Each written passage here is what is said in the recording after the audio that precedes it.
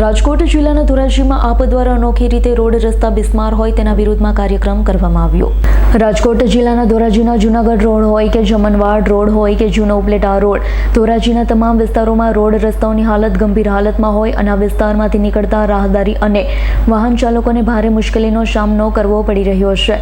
સમસ્યા માટે લોકો સહન કરી રહ્યા છે, ત્યારે આજરોજ ધોરાજી શહેરના આપના હોદ્દેદાર આગેવાન કાર્યકરો દ્વારા અનોખી રીતે વિરોધ પ્રદર્શન કરવામાં આવ્યું। ધોરાજી નગરપાલિકા હોય કે આરએનબી વિભાગ હસ્તકના રસ્તા ખખડધજ હાલતમાં બની ગયા છે। વિસ્તારોમાંથી નીકળતા રાહદારી અને વાહન ચાલકોને અમે આમ જનતાને ફૂલ આપી અને તેના ઉપર પુષ્પવર્ષા કરી લોકોની સહનશીલતા ધીરજને જાગૃત કરવા માટે અનોખો કાર્યક્રમ યોજાયો હતો। જવાબદાર તંત્ર કે નગરપાલિકામાં જે પક્ષનું શાસન હોય તેના સુધી આ રોડ રસ્તાઓ ખખડધજ બની ગયા, તાત્કાલિક સારા કરવામાં આવે તેને જગાડવા માટે આપ દ્વારા નવતર પ્રયાસ કરાયો હતો।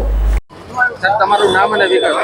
હું અરવિંદ કાપડિયા, એડવોકેટ, ધોરાજી શહેર આમ આદમી પાર્ટી પ્રમુખ। આજરોજ અમારા આમ આદમી પાર્ટીના કાર્યકરો દ્વારા ધોરાજી શહેરના આરએનબી તથા નગરપાલિકા હસ્તકના રોડ રસ્તાઓ અત્યંત બિસ્માર હાલતમાં છે। ચૂંટણી સમયે ભારતીય જનતા પાર્ટીના બહારના આગેવાનો લોકોને લલચાવવા માટેથી લલચાવીને મત મેળવવા માટેથી પેરિસ જેવા રોડ રસ્તાને ખોટા પોકળ દાવાઓ કરેલ હતા। આજરોજ ધોરાજી શહેરના રસ્તાની સ્થિતિ અત્યંત ખરાબ હાલતમાં છે।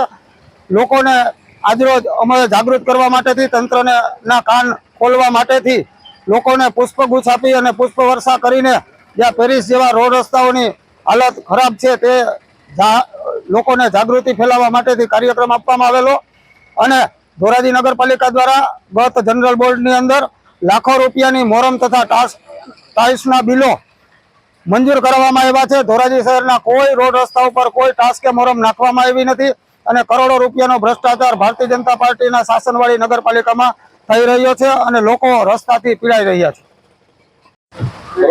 મારું નામ સલીમ મોગલ, આમ આદમી પાર્ટી ધોરાજી શહેર।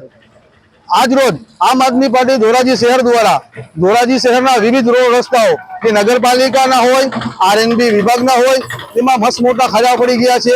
અત્યારે પરિસ્થિતિ એવી કપરી થઈ ગઈ છે કે ચાલીને જવું પણ મુશ્કેલ બન્યું છે અને વાહન પણ ચાલી શકે તેવી પરિસ્થિતિ નથી, બરોબર। જ્યારે કેન્દ્રીય કેબિનેટ મંત્રીના વિસ્તારની આ હાલત હોય, સાંસદની અને ધારાસભ્ય સરપંચથી લગાડીને સંસદ સુધી ભારતીય જનતા પાર્ટીની સરકાર છે અને છેલ્લા 30 વર્ષથી ભ્રષ્ટ ભાજપ ગુજરાતમાં સત્તા શાસન ચલાવી રહ્યું છે, તે છતાં ધોરાજી શહેરની હાલત બહુ કપરી છે।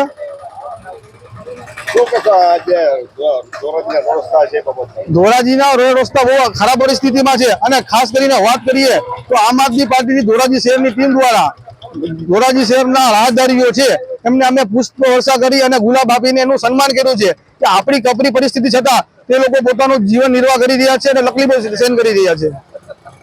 Bureau report, S9 news, Rajkot. અમારી તમામ માહિતીથી અપડેટ રહેવા માટે જોડાયેલા રહો S9 ન્યૂઝ સાથે।